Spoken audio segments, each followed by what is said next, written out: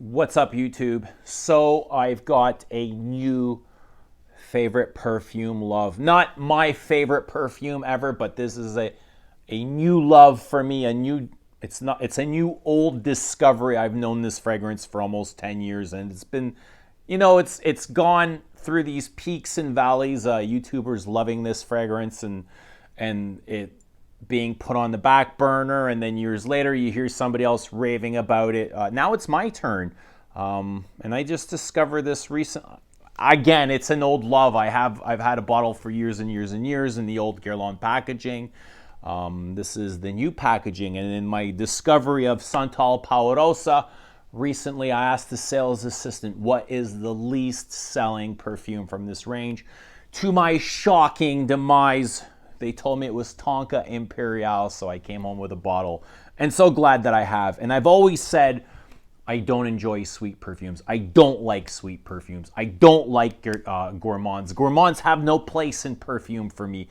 They should have no place in perfume for everyone. I never understood gourmands. I don't want to understand gourmands. I have no respect for gourmands. I've never once worn a perfume where I felt like I had to eat it. It was that good. I don't see perfumes in that sense, but this is a sweet perfume. It is considered a gourmand, but never once did I want to gnaw my arm or my chest off. I just don't see it like that.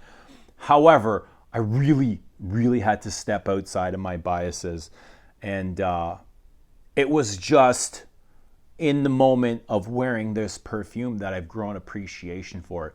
In its development, in its complexity, in the total structure and the story that it has to tell. I've just fallen in love. Tonka Imperiale for me is the most significant Latte La Materie bottle or perfume in the entire collection when it comes to capturing the essence of the Guerlain. And I know there's lots of vanilla perfumes in this line. From the beginning, they started with all vanillas, including the most popular of the range, Spiritus Double Vanille, who was made by the Grand Master perfumer Jean-Paul Guerlain. I think this one does the Guerlain just a little bit better as far as I'm concerned, and I'll tell you why. Guerlain associates this perfume with Jicky. I don't know why they've come up with Jicky. They're pinning the accord, the combination on the opening bergamot and the rosemary spice. All right, fine, great. I love Jicky, don't get me wrong. I love Jicky to pieces. And I can vaguely see that. It's got a fantastic bergamot accord in the top, and it's got rosemary. But more so than Jicky, okay, more so I see a much deeper connection to the Sheba Queen, Shalimar. And I think this is almost the niece or the more younger, chicer version of Shalimar. Ultimately, it might be a more bolder Oriental. I know that's a sin to say, but that's what I feel. I feel like this is more ambery. It is more powdery. It is more resinous. It almost feels like a little bit more of everything than Shalimar is, except for historic.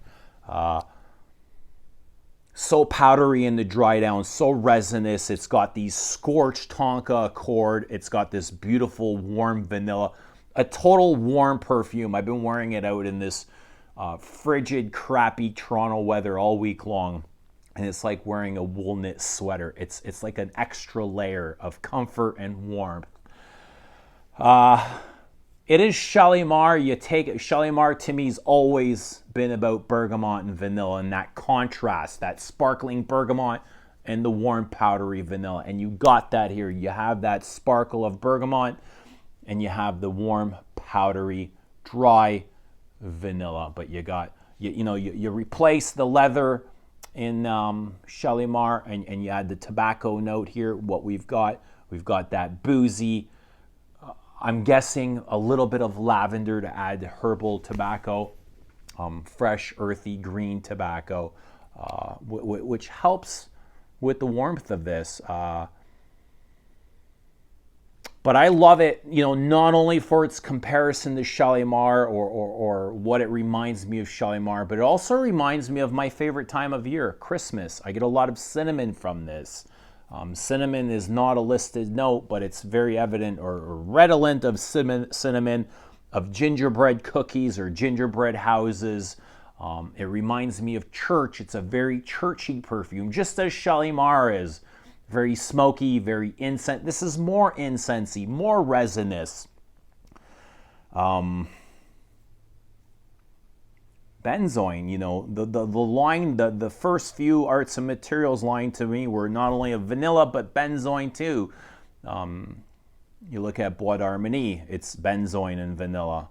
And, it just struck me last week when I was wearing Bois d'Armenie how much it reminded me of Bois d'Argent, just going off track here. And a few times I physically had to think, like, what perfume am I wearing? Am I wearing Bois d'Argent or it was Bois d'Armenie?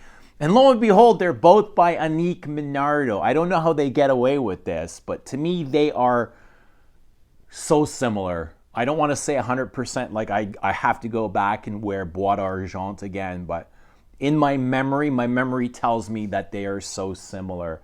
But in the earlier lines of this of this collection, they were mostly vanilla and incense or benzoin. Like Spiritus has a lot of vanilla, and it is vanilla, but benzoin as well, incense.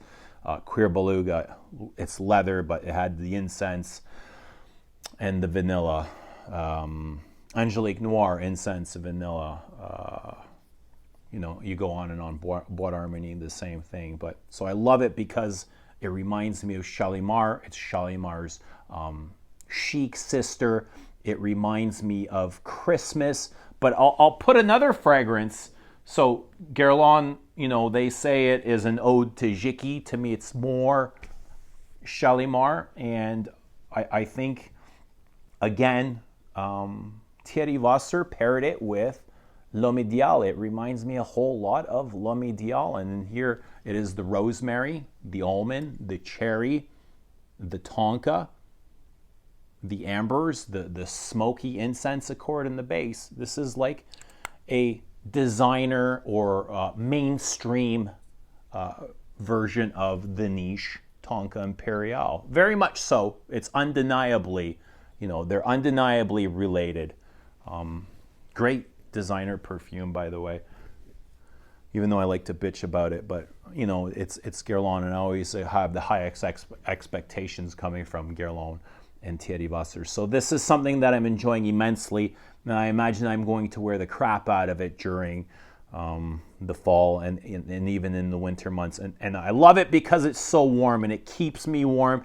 And it's always developing. It's not linear at all. It's always changing, and it's complex, and it's just an absolute beautiful fragrance. Although as sweet as it is, I forgive it because you are beautiful. Anyway, Tonka Imperiale. Let me know what you guys think of Tonka Imperiale. I know it's been talked about to death on YouTube. People love it, but I've kind of forgotten about it. I've had it for many years, and in my search for the next great designer exclusive or collecting, chasing all the Dior's and the Hermes and whatever else is out there, I've kind of forgotten about this line. But going back, I've picked up Bois d'Armenie too. Oh, what a beautiful perfume. They are oversaturated in vanillas, but they're still really well done. And it's what I've learned is this collection is more about sensuality than anything. They're not bold and they're not daring like the old Privés where, wearing those is like doing extreme sports. You're not going to get these from, you're not going to get that from the L'Art de la Materie, but they're just so well made. They're really good crafted, and they have this sensuality to them without being, I don't think they got a whole lot of musk, but somehow they're able to develop that sensuousness to them. Just really nice and warm and cozy is what they are. But Tonka Imperiale, it's nice. It's a nice crunchy perfume. Crunchy is the perfect word for this. It's got that almond and it's got that scorched tonka accord. So it's almost like you're crunching on like maple toffee popcorn or something. You know what I mean? Just missing the salt, but there you go. Tonka Imperiale. Let me know what you guys think of Tonka Imperiale as late as I am to this. But yeah, I always love reading your comments. I love seeing your faces. And we'll see you soon, hopefully. Bye.